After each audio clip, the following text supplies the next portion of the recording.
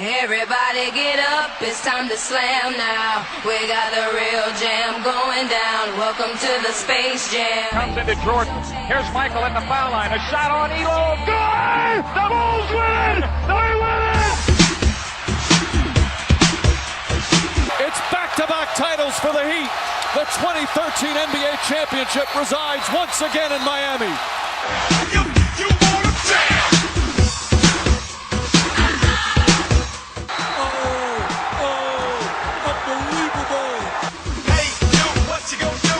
Hello and welcome into another episode of Full Court Press alongside Nick Merrick. I'm Josh Franz, and we've got a bunch of things on today's schedule. So Nick, let's just get into it. The Sun Devils with a big win last night over UNLV in Vegas. How'd they do it? Huge victory for the Sun Devils. Big for the program. And looking at it coming out, 86-80 was the final against UNLV. But what an unbelievable performance from Jihi Carson.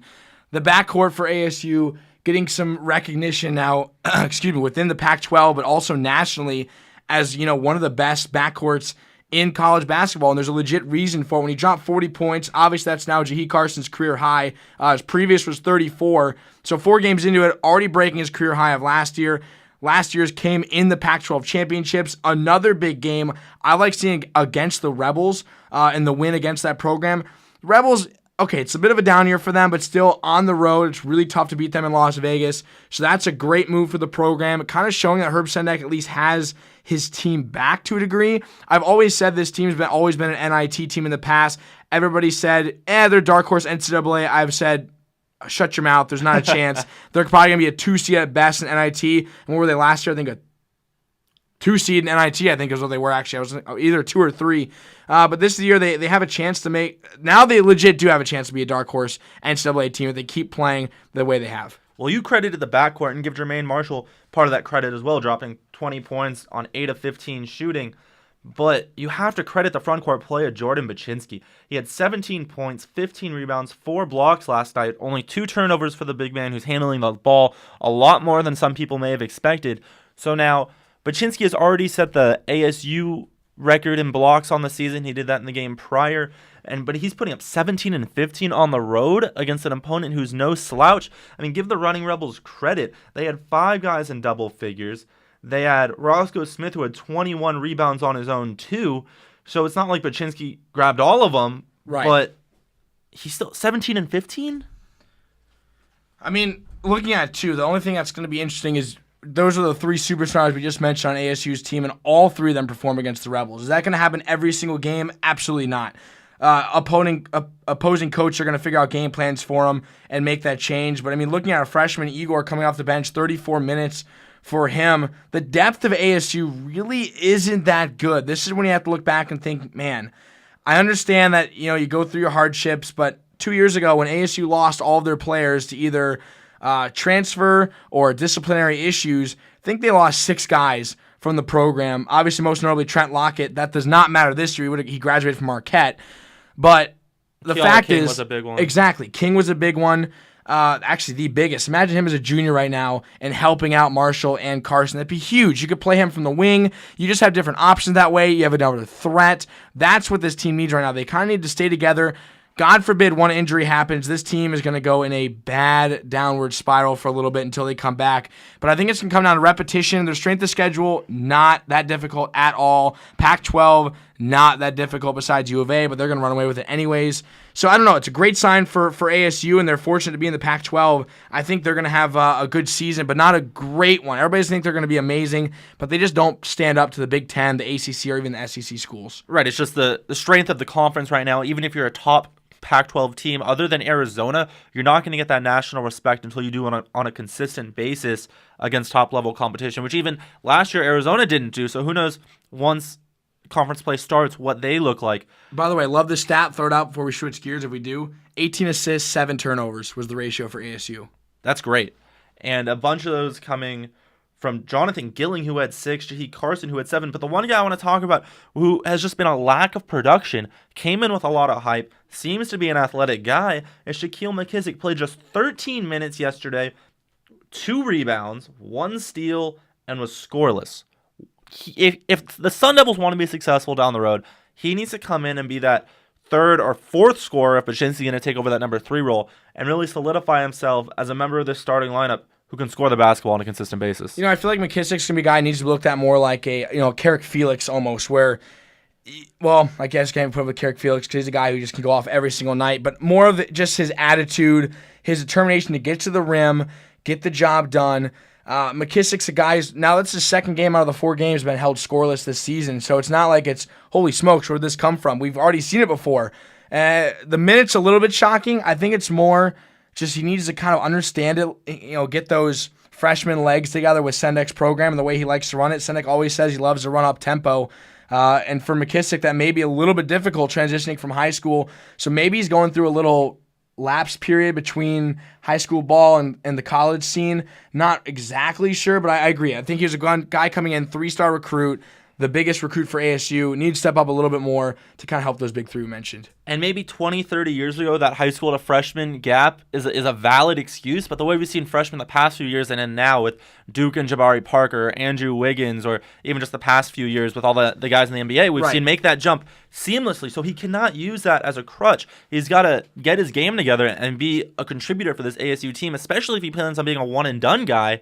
He's got to contribute to even rise some draft stock because right now it's not looking too good for him. Well, I think part of it, too, you just mentioned Duke and U of A, and I just mentioned I don't think this program's ever going to be the level of Duke or U of A, and obviously you'd agree with that, but I know what you're saying. It comes to a point where I don't think he's blaming it. I think it's just a weird transition into him. I'm going to get a lot more, and we're going to learn a lot more about this team when they play Marquette and Creighton in back-to-back nights. That's coming up in 1 week, too. So we'll find out if this ASU team's actually legit or if it was just one good quality win on the road. But either way, we're going to switch to a new segment, our Tweets of the Week, coming up. And I'll start off with one just because while we're on the ASU bandwagon here, Cody Justice, a recruit coming in next year, a point guard recruit. He's kind of a 3-4-star border by depending on which site you look on. Tweeted last night, Jaheed Carson is killing it right now. Hashtag ASU Nation. So even the guys taking some look at Jaheed, unbelievable game for him. I just wanted to reiterate that as we move on, and how much Jaheed Carson means to this program. The fact that he came back for his sophomore year, this team would be a joke if it wasn't for Jaheed Carson. That 6-point win would have probably been a 16-point loss against UNLV if he wasn't here. Yeah, there's no understating the value that he has to this team, this program right now, even as much as it helps recruiting for the future. But Herb Sendek did not bring in a class that was prepared to win games if Jaheed Carson went to the NBA. And fortunately for Sendek, Jaheed Carson stayed, and now the team looks maybe as a dark horse to get into the tournament or an NIT contender, I guess you can say. I hope right now it's past the NIT. I want them to be a dark horse now. I want them to be at least, I'll take a 12 seed at this point. Just get in the tournament, that'd be great. Make your name known, and ASU's on their way going 4-0. It's really early, but that's why I'm waiting until next week to see some more details. All right, before I give you my 3 tweets of the week, all coming from the NBA, I'm going to present my clues for Who Am I? So, Nick, viewers, here you go. People used to think I was soft. Then I won an NBA title. Some people still think I am soft. That's clue number 1. Clue number 2. I was born in the city that X-rays were invented in. I don't know if that helps you, but if your geography is good, your history is good, there's clue number 2. Clue number 3. I'm the second player in NBA history to have at least 100 blocks and 100 threes in the same season. But the 100 blocks might be more surprising. Who am I? You don't have to answer now. We'll get back to it later in the show. Viewers, you think about it at home. Nick, do you want to give me yours? I see you turning your laptop away from me, so I'm taking that as a yes. I'll give you mine. I'm going to go actually on the other side of the court. So I'm not a player. That's going to be the first big one. I think I made it kind of easy. I'm going to have a couple of hints that may help. I'm a coach in a top 15 NCAA basketball program right now. I have over 100 career wins as a coach. When I played point guard for Pittsburgh back in the late 80s, early 90s. And I hate ASU. Oh. You're welcome. Well, ASU only has a certain amount of rivals, so that may be a gimme. But we'll talk about that one later in the show as well. So now, I'll give you my tweets of the week, coming from a few different personalities that the NBA has to offer. We'll start off with Meta World Peace. He said this about a couple hours ago. Tonight I teach you how to make a parachute out of 5 grocery bags. You're welcome. Hashtag Key and Peele at Comedy Central. Meta, you might be the only person in the world who would trust a parachute made out of grocery bags. So good luck. Is this welcome back to high school physics when you do that parachute project with a little egg as it drops down? You can't crack the egg. You did that in high school? I did that in middle school, so you're pretty lucky. Oh, wow. Well, apparently I had a couple more skills there. Yeah, until everybody realized they're like, oh, just do an upside-down pyramid, and it worked out well. Well, I'm happy you got an A. I don't remember exactly how I did it, but... I didn't do the upside-down pyramid. I didn't. Are you kidding me? Me working on physics? I was like, cool, you guys are the pyramid. I'm going to cut up some cardboard and glue them together like a pinwheel and just make it land on the target so I get the bonus 5 points. And I was pumped to see it explode. Well, that's pretty fun. Now, Tony Allen tweeted about 6 hours ago, so frustrating not to be able to prepare for battle with the guys you grit and grind with every day. Shake my head. Okay, Tony Allen, if you don't go and kick Chris Paul in the face during a basketball game, you can go out and grit and grind with anybody you want. But you kicked a player on a basketball court, so you're suspended. The punishment fits the crime here, so don't be complaining about not playing tonight. Oh, well, that's actually ironic. So you pull out the Tony Allen one. I had a different one from the Clippers. Mine was from Matt Barnes. Tweeted this about a week ago after he got an altercation with Serge Ibaka, and they two got ejected. While the game was still going on, he tweeted, I love my teammates like family, but I'm done standing up for these expletives. All this S does is cost me money. ... Doc Rivers was actually interviewed about this in the postgame. Said, hey, do you know what Barnes tweeted? And he goes, do you think I know what Barnes tweeted? What do you think? He's like, well, I don't like the N-word. It was Doc's. So it was quite funny. After that, Chris Paul stood up and he goes, I don't know why he tweeted that. He's a great teammate. He's just frustrated in the spur of the moment. So obviously that tweet was deleted within a matter of hours. But it had its good run. Now media markets shoot it up. Yeah, that's quite an opinion there on Matt Barnes. I'm sure he's not done standing up for his teammates. No. I think that's something Knowing he'll do. Who he is, no he'll way. do that till the day he dies. And maybe they'll help him out with the paychecks and the bills he has to pay. But the last one now coming from David Lee. He says, is it ironic that Stephen Curry is missing his own bobblehead night because of head trauma? Yes, David Lee, that is ironic. That's That great. is funny. And we wish Steph Curry all the best in the world when it comes to his head trauma.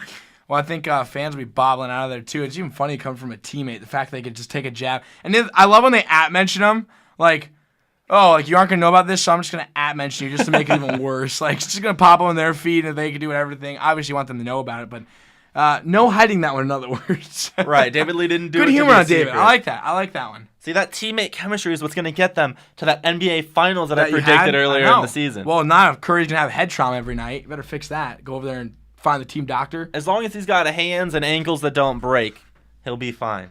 That's all you want, right? That's all I need as a fan of Steph Curry. So now, it's time for some ballers and fallers, Nick. All right. Positive or negative? What are you Let's feeling? do positive. All right. Want me to start things off? Sure, go ahead. Well, we talked about NCAA, so I figured all my ballers and fallers are always going to be geared towards that while you take over the NBA grind. So let's look over a guy who did, technically better, but let's not call it better than Jahi Carson. Marcus Smart over at Oklahoma State. He was phenomenal. He was absolutely insane. 39 points in 33 minutes. He was 50% from threes and had basically 5 in everything. Well, a little bit less than that. He had 4 assists, 5 steals, a couple of blocks, but 4 rebounds. So he was kind of all over the place last night. The reason that Oklahoma State was able to pull it off in a 21-point victory over Memphis. That was a 7 versus 11 game, and Oklahoma State won by 21. Yeah, Wow. Marcus Smart is to Oklahoma State what Jahi Carson is to ASU. Aside from the fact that Oklahoma State would still be relevant, they wouldn't be as good as they are. But Marcus Smart looks to me more and more every day like a ready NBA prospect. That jump shot, much improved since last year, can still get to the basket, still athletic, still a good passer. He's going to be special. Yeah, and Smart and Carson are actually the 2 players who have 1 and 2 in terms of 40 points and 39 points this season of the preseason Basketball Player of the Year award, the John Wooden Award. They're the only 2 college players that have at least 38 points in a game this season. I mean, we're only a week and a half in, but still, good stat for those 2 guys. There you go. My baller this week is Aaron Aflalo. In his last 7 days, so since we last did this podcast, he's played in 2 games. He's averaging 30.5 points per game. He's getting 5 rebounds a game, 5 assists a game, 4 3-pointers made a game, In total, he's 19 of 20 from the free throw line, and he's shooting 63% from the field. So Aaron Aflalo, congratulations on being my baller of the week. Yeah, big from an ASU talking point to a former UCLA athlete. I grew up a UCLA fan. They may have made the Final Four while Aaron Aflalo was there. He's great. While I was rooting for them. Him and Westbrook played together too, didn't they? For 1 year? They may have. Kevin Love was there. Derek Collison was there. It was a fun group of guys. Jordan Farmar was there at one point. This we need somebody start operating the soundboard to look this stuff up for us. Well, one day we'll have an assistant do everything for us, but for now, we have to multitask. You look that up. I'll be giving my faller. And right now, it's Steve Novak. He's a guy who last year with the Knicks was a lights-out shooter, and he was the year before that, too. This year, he hasn't played in every game. He's averaging just 5 minutes a night, and he has 3 points all season long. So I don't know what the coaching staff in Toronto is doing with him. I don't know why he's not getting minutes.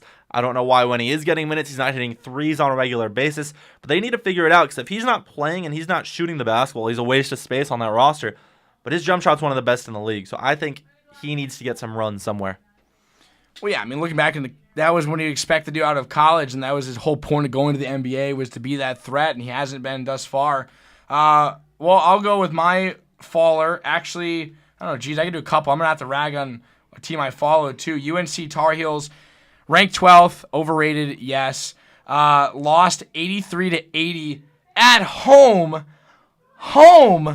to Belmont. What the heck are you doing? This is I can't believe you lose. I understand it. Yes, Belmont's always a March Madness team.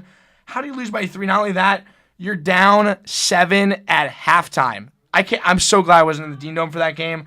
I think I might have. My voice is already lost from the ASU football game, but I think my voice would even be more lost if I went to UNC then. So in terms of a faller.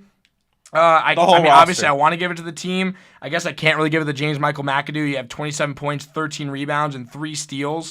So I won't give it to the whole team, but I'm going to give it just to a couple individual efforts. Marcus Page, 5 turnovers. That's pretty ugly. And then JP Takoto, 4 for 16 from the from the free throw line. 4 for 16 from the free throw line. What are you doing? UNC's never been a good free throw shooting team, but that's pathetic. The team shot less than 30%, less than 50% from the charity stripe, less than 30% from three-point land.